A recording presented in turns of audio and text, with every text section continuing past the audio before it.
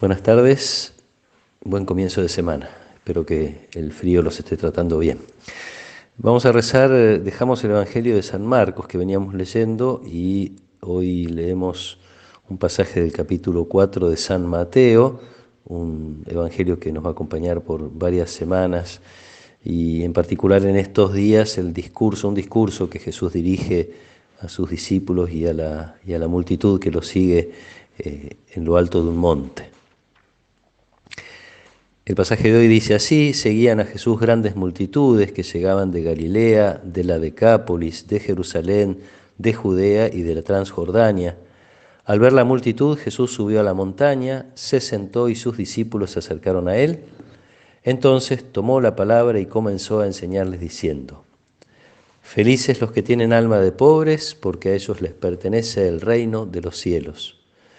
Felices los afligidos, porque serán consolados. Felices los pacientes, porque recibirán la tierra en herencia. Felices los que tienen hambre y sed de justicia, porque serán saciados. Felices los misericordiosos, porque obtendrán misericordia. Felices los que tienen el corazón puro, porque verán a Dios. Felices los que trabajan por la paz, porque serán llamados hijos de Dios. Felices los que son perseguidos por practicar la justicia, porque a ellos les pertenece el reino de los cielos. Felices ustedes cuando sean insultados y perseguidos, y cuando se los calumnie en toda forma a causa de mí. Alégrense y regocíjense entonces, porque ustedes tendrán una gran recompensa en el cielo.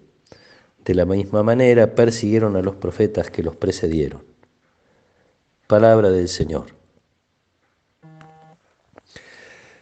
El hecho de que Jesús habla desde el monte y se sienta es ya un signo de alguien que va a enseñar. Los maestros se sentaban para dar sus lecciones y el monte hace siempre referencia al encuentro con Dios y especialmente el encuentro de Moisés con Dios y especialmente dentro de estos encuentros aquel en el cual recibe las tablas de la ley para la alianza con su pueblo. Uno podría decir que la intención de Mateo al mostrarnos a Jesús en esa situación es mostrarlo como una especie de nuevo Moisés. Ahora Jesús va a transmitir la nueva ley de su reino. Y comienza con esta lista de bienaventuranzas que seguramente hemos escuchado muchas veces: felices los que, y entonces esta serie de actitudes o situaciones que ofrecen la felicidad. Ya uno puede percibir un gran cambio. Moisés recibe una serie de prohibiciones, los mandamientos que conocemos, lo que no hay que hacer. Ahora Jesús mira desde otro lado y propone la felicidad.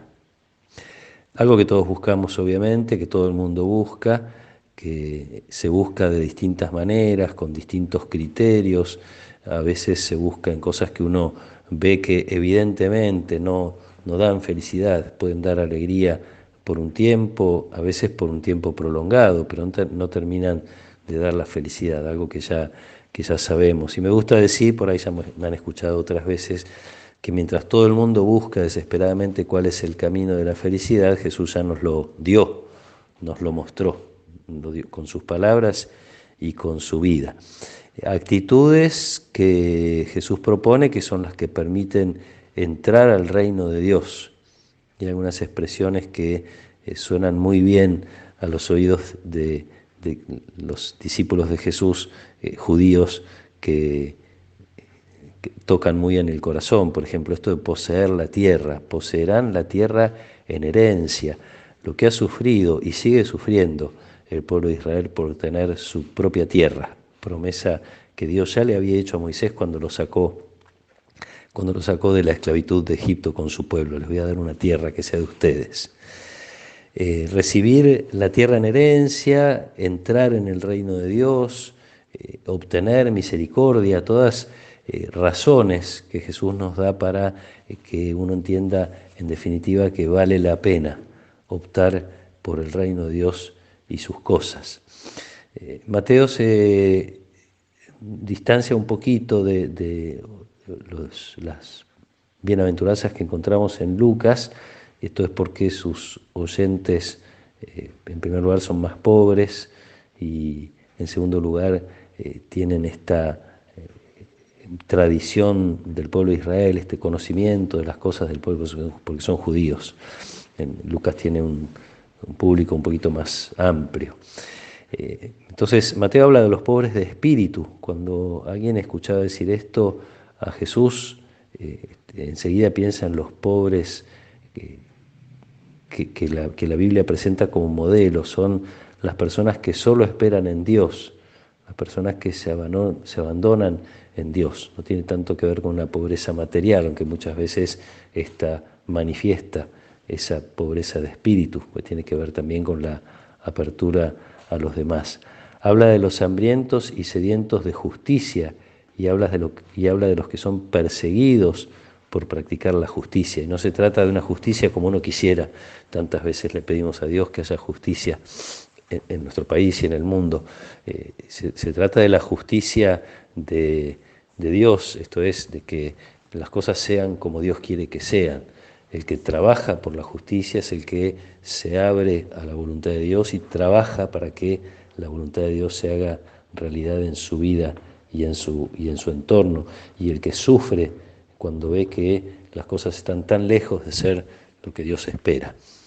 Una serie de indicaciones, podemos volver a leer estas bienaventuranzas, reconociendo en qué lugar uno se identifica un poquito más, releerlas descubriendo que aquellas cosas que nos tocan padecer, no, y esto a veces hay que recordarlo, no se trata de estar buscando cosas que me hagan sufrir, se trata de ir reconociendo aquellas cosas que me afligen, aquellas cosas que me exigen paciencia, aquellas cosas que me hacen desear y tener hambre y sed de justicia en todos los sentidos, pero especialmente en este de que las cosas sean como Dios quiere. En definitiva, eso es lo que deseamos, aspiramos, y es un hambre y una sed que serán saciados. Pedirle a Dios que nos dé esta confianza en las palabras de Jesús, yo diría en un doble sentido. Primero, creer y apostar a este camino de felicidad tan distinto